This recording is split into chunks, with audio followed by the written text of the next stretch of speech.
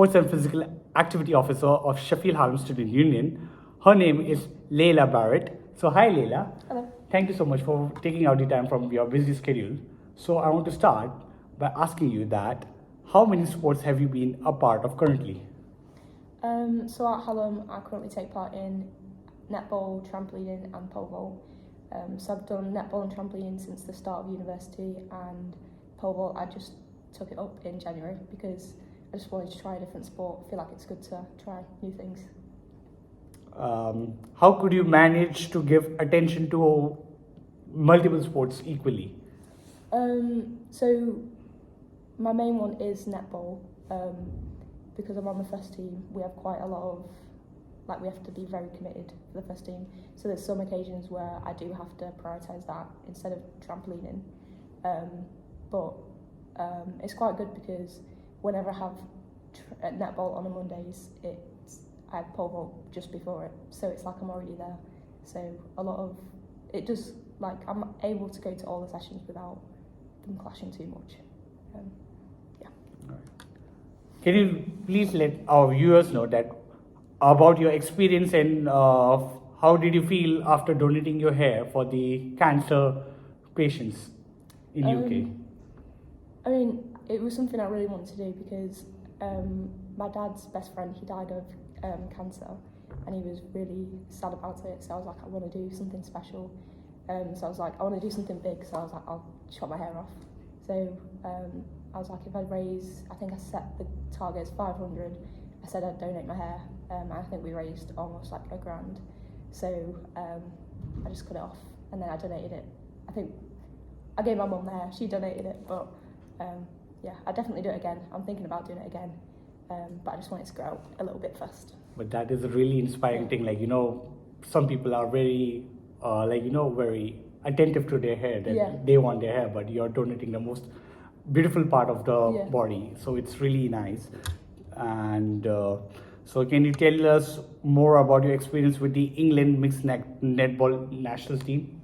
Yeah, so when I finished my second year of university last year, I went for trials with this team called Manchester Spartans back home, because I'm from Manchester, and I made it through the trials, so I was on the team, and they had nationals in August. And at first I didn't get selected, however one of the girls dropped out, and I was next up, so I got to play.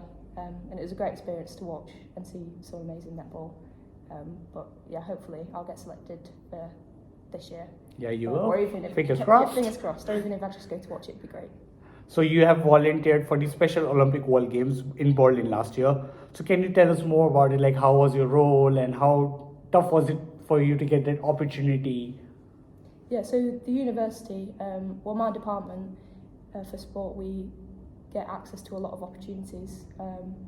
And when I saw the email about volunteering for the Special Olympic World Games, I jumped straight at it. So I had to write a 500-word statement saying why I'd be good for the role, why I want to do it.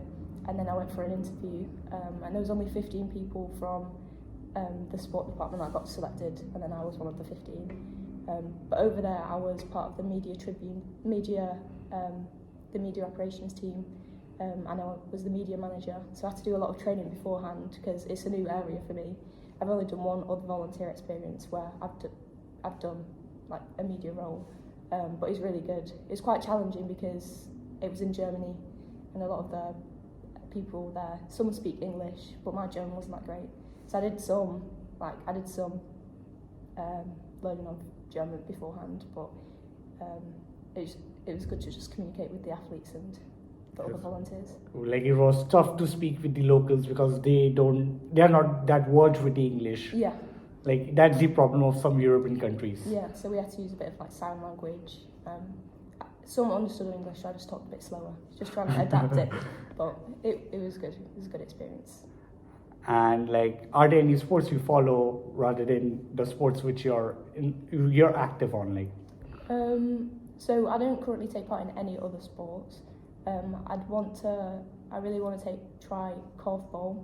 I didn't really hear of it before university, but I want to try that, and I want to try rugby as well. Rugby, because, there's an international Women's Day rugby tournament coming up that Hallam have organised, so I might take part in that, and that's this weekend.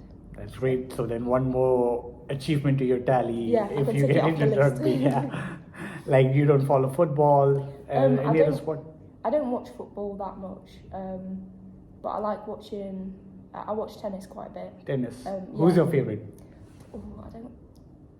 My mum likes Andy Murray, so I'd just Andy say him. Murray. Yeah, I don't have a favourite, I wouldn't say, but I do like watching table tennis as well. One of my flatmates last year, she does table tennis. It's quite. It's quite a spontaneous sport. Yeah, like you have to be attentive. Well, like yeah. And I really like badminton as well, and basketball. There's quite a lot. So what are your hobbies like? What are your So at university, well, I'd say my sports are my main hobbies. They take up a lot of my time, but I'm part of a Shoot Game Changers project. So there's quite a few of us girls working on a project to increase female participation in sport. So we meet up every few weeks and just try and think of different ways we can promote it. So we go into different schools, we go to open days, things like that, and just talk about our experiences and things like that. All right. Thank you so much.